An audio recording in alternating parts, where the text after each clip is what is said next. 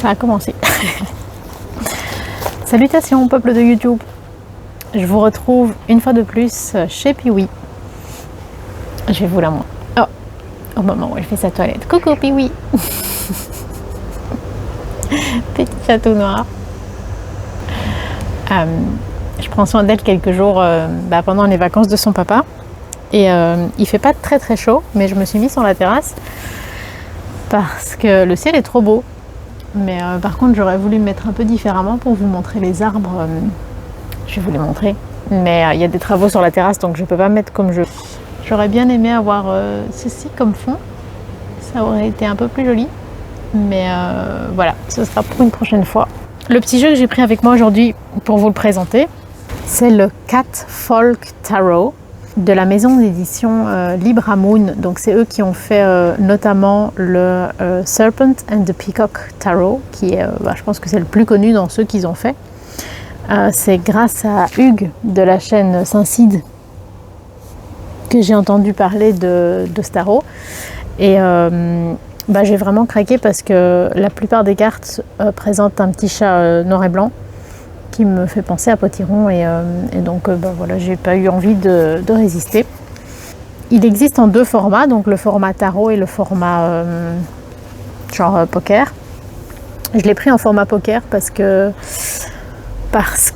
comme j'ai des petites mains, c'est toujours gai en fait d'avoir des petites cartes et c'est quand même relativement rare, donc quand je peux avoir un jeu confortable à brasser, j'en profite. Il existe sous plusieurs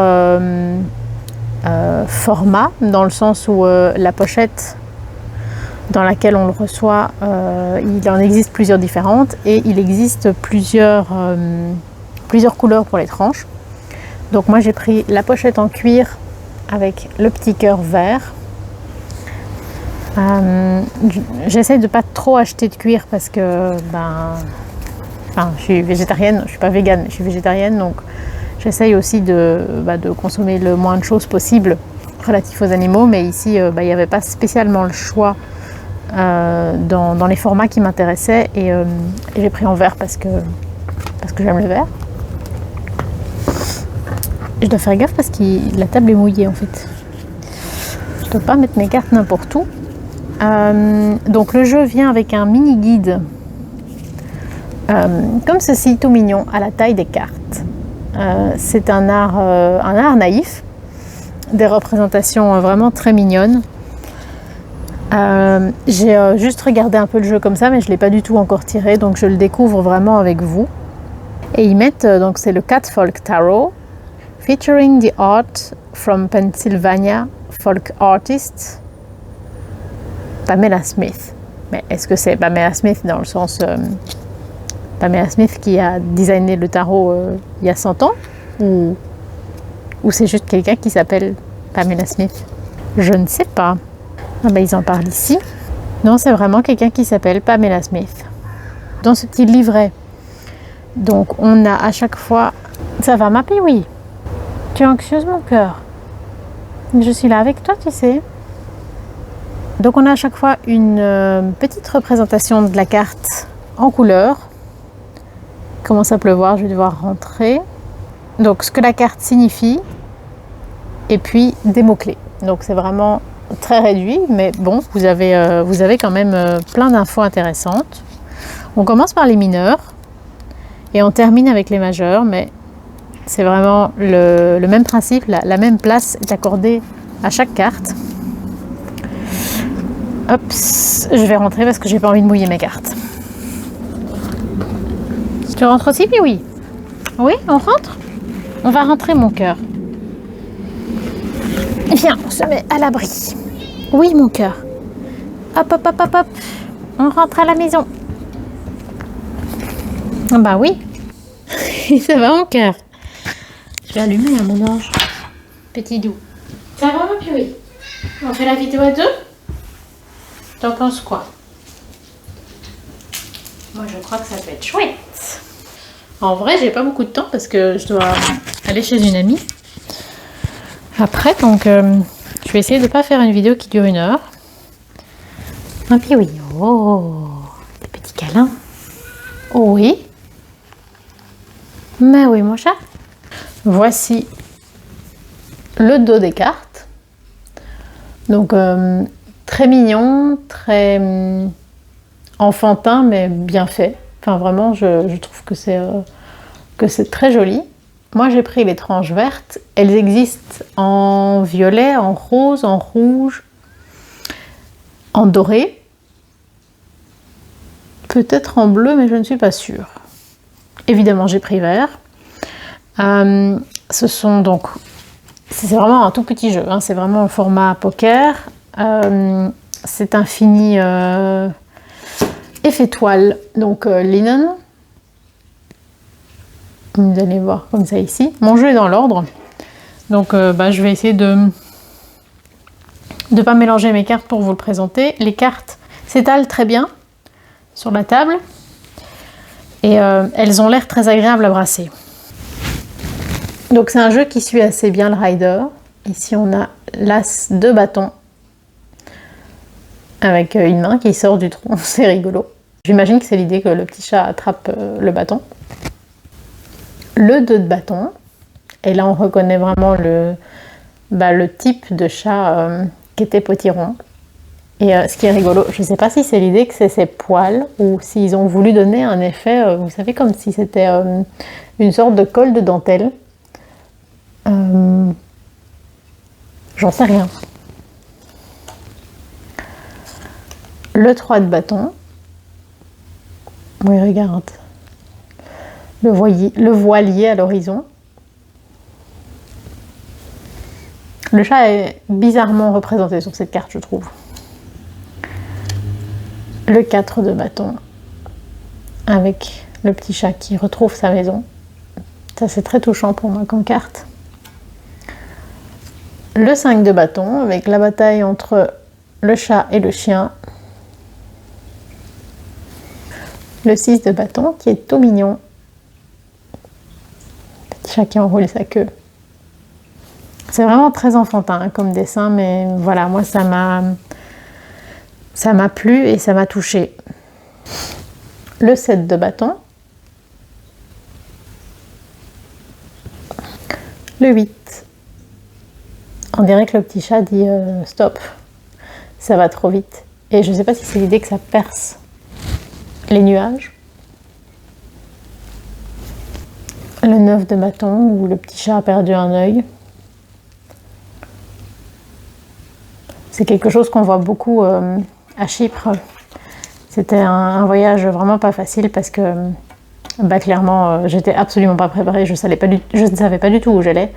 Et la misère est quand même marquante à cet endroit. Et oui, il y a beaucoup de, il y a énormément de chats errants et c'est assez banal finalement de croiser un chat qui a par exemple perdu un œil, quoi. Et le 10 de bâton, où ce que je comprends, c'est que c'est un chat qui a grimpé dans un arbre pour aller chipper les œufs ou les bébés dans le nid. Et tout s'est effondré parce que c'était pas stable.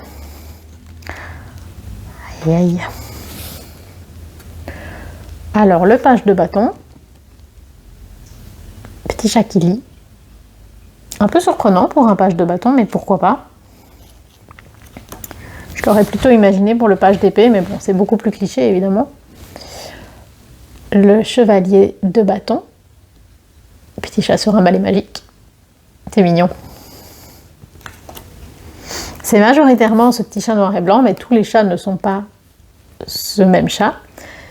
Donc, ici, on avait un petit chat noir pour le chevalier. Et ici, la reine de bâton, on a un petit chat tout blanc. J'aime un peu moins les personnages de cour, le fait qu'ils soient habillés. Le roi.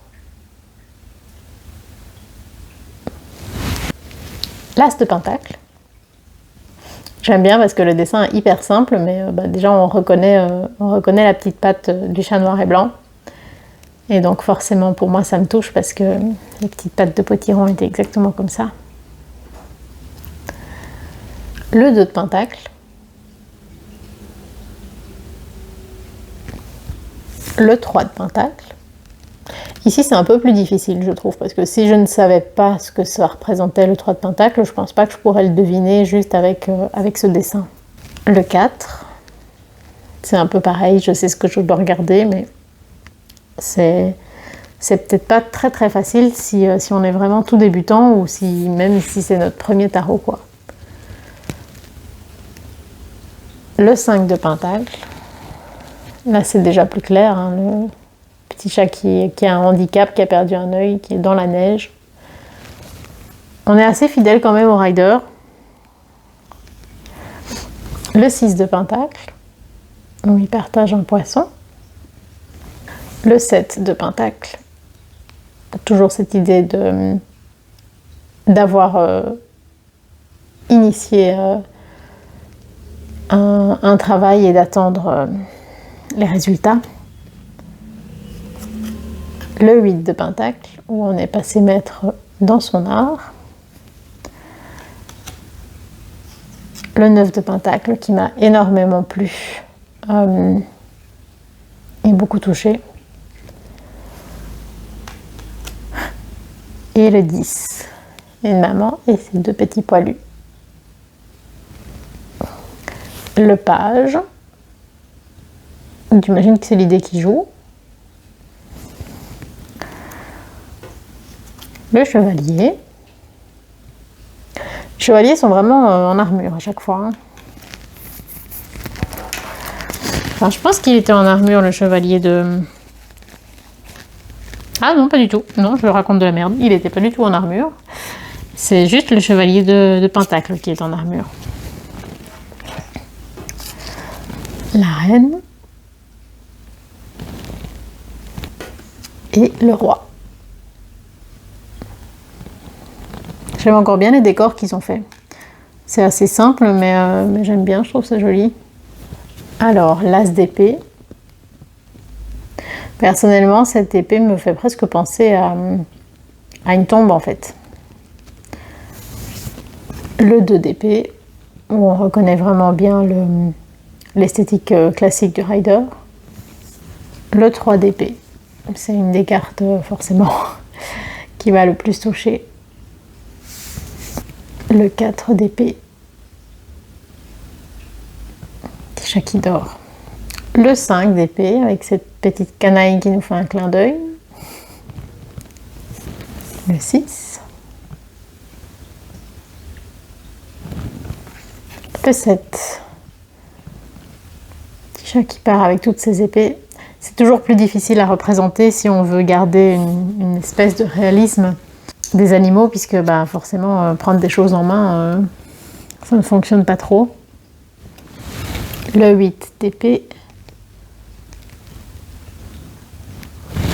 On est vraiment très proche du rider. Hein. Le 9.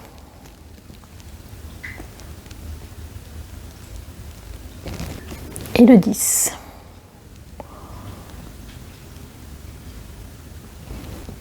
Le page d'épée. Selon les cartes, c'est pas toujours le même choix qui a été fait, dans le sens où il y a vraiment des cartes qui sont où le chat est quand même représenté de manière plus ou moins réaliste, qui se tient comme un chat, qui utilise ses pattes comme le fait un chat, et d'autres où il est beaucoup plus humanisé. Le chevalier d'épée, la reine,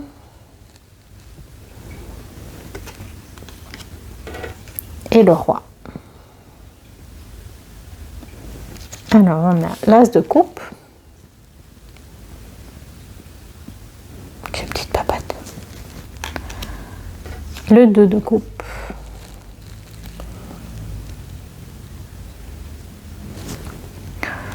Et globalement, les dessins sont très maladroits quand même. Hein. Le 3.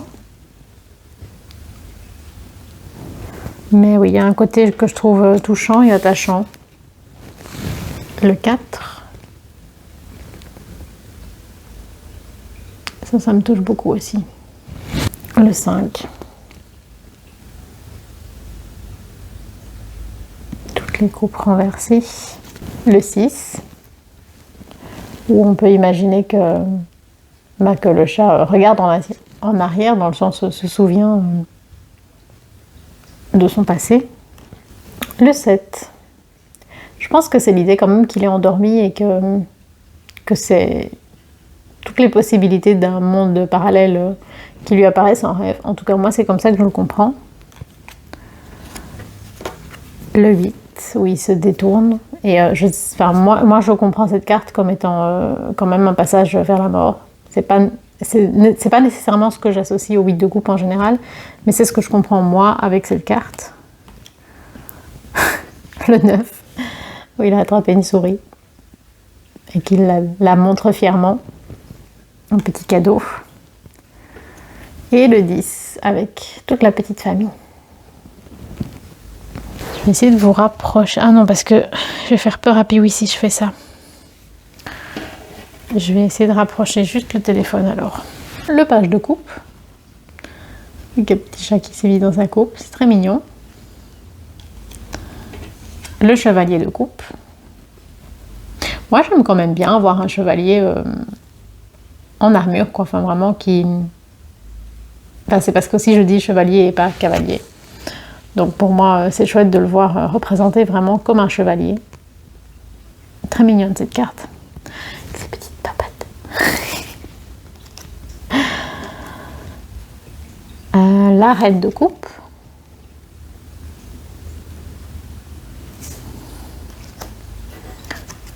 Et le roi. Je trouve que les dessins sont même fort différents d'une carte à l'autre. Je suis à côté de mes pompes. Maintenant, on fait les majeurs. Donc, on a le fou. Je pense que de manière globale, on est vraiment proche de l'image du rider. Hein. Le magicien.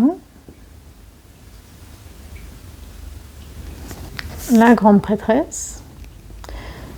Ici, avec la coiffe et les vêtements et tout, c'est peut-être plus compliqué de voir que c'est un chat. L'impératrice. J'aime bien le traitement des sapins dans le fond. L'empereur.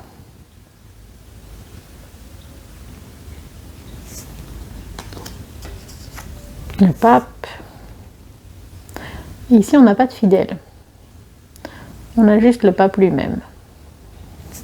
Les amoureux.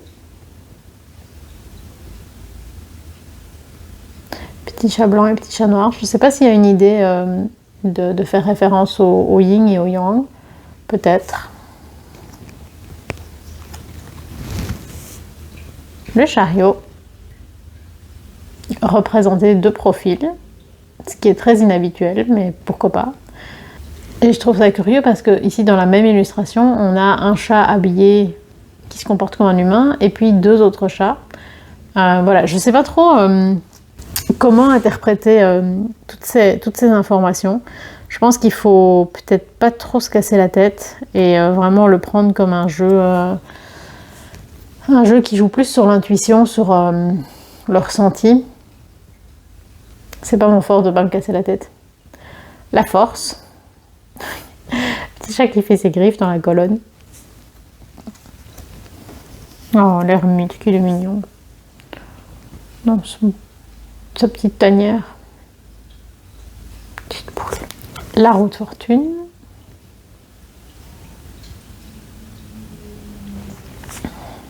On garde vraiment, pour la plupart, les codes du rider. Hein. La justice. Le pendu. La mort, où c'est un squelette de chat. La tempérance.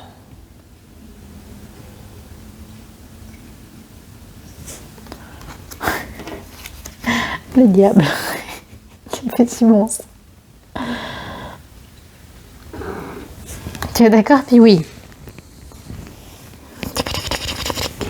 Oh oui, qu'est-ce qu'il y a? Tu es aussi un petit monstre? Non. Oh, mais ça, je savais que tu n'étais pas un petit monstre. Tu es un petit château d'eau. Qu'est-ce que tu fais? Qu'est-ce que tu fais, mon amour? J'ai presque fini mon cœur. Oui. La tour. Le petit chat qui saute de la tour en feu. L'étoile. Je pense que j'aurais aimé qu'on essaye de se rapprocher d'un point de vue de chat sur plus de cartes. Ici, c'est entre guillemets plus simplement, juste on a mis un chat au lieu de mettre un humain sur beaucoup de cartes et il fait juste la même chose que ce qu'aurait fait l'humain. Mais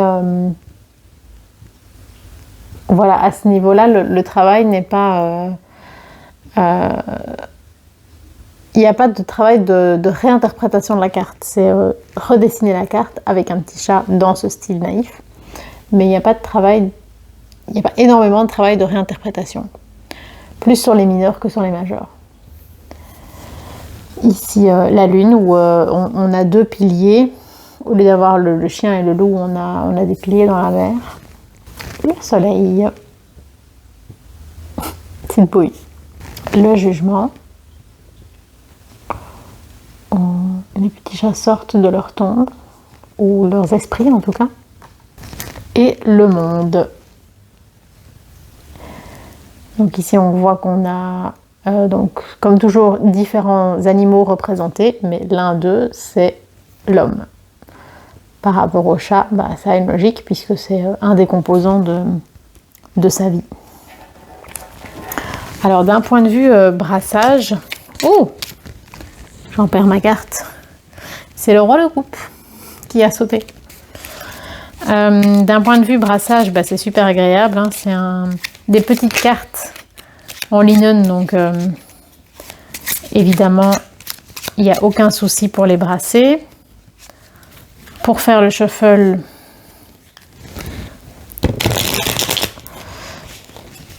ça va. Elles sont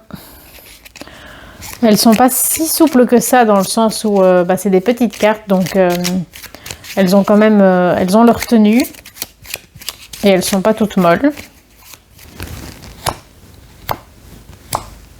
Et la qualité est nickel, hein, ça, il n'y a vraiment rien à dire. Et c'est absolument pas transparent. Donc oui, je trouve que c'est un jeu très agréable à brasser.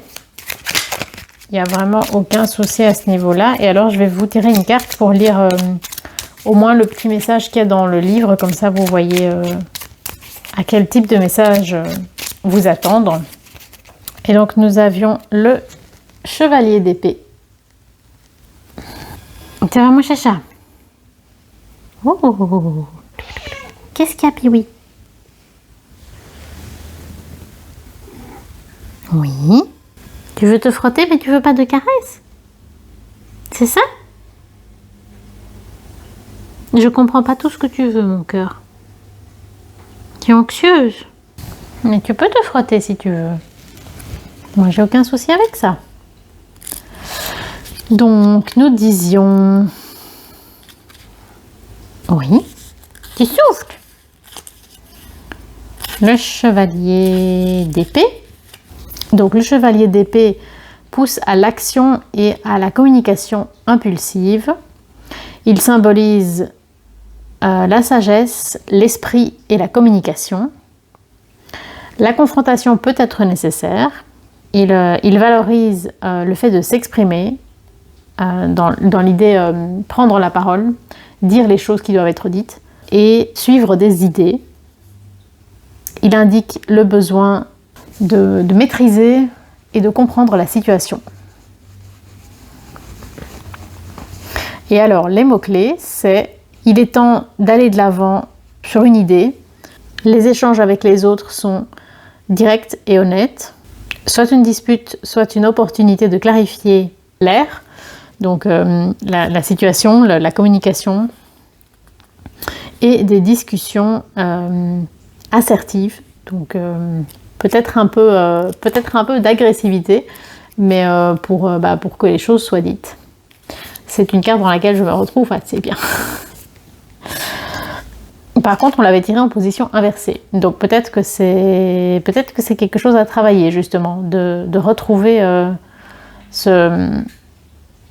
le fait d'exprimer les choses aussi, parce que c'est vrai que en me sentant moins bien, j'ai probablement tendance à me refermer pas mal sur moi-même, à moins communiquer vers les autres mes pensées. Et il y a aussi le fait que quand on n'exprime pas les choses, on a l'impression que les pensées sont claires, mais finalement elles ne sont pas vraiment définies. Et donc on ne va pas au bout de ses pensées, si vous voyez ce que je veux dire. Même pour soi-même, ça vaut la peine de mettre des mots sur les choses pour les préciser, pour en prendre conscience, que ce soit en oral ou en écrit. Voilà. Et bien sur ce, j'espère que cette petite présentation vous a plu. C'était assez concis et peut-être pas très détaillé. Mais voilà, c'était une manière de découvrir ce jeu avec vous. J'espère que ça vous aura plu.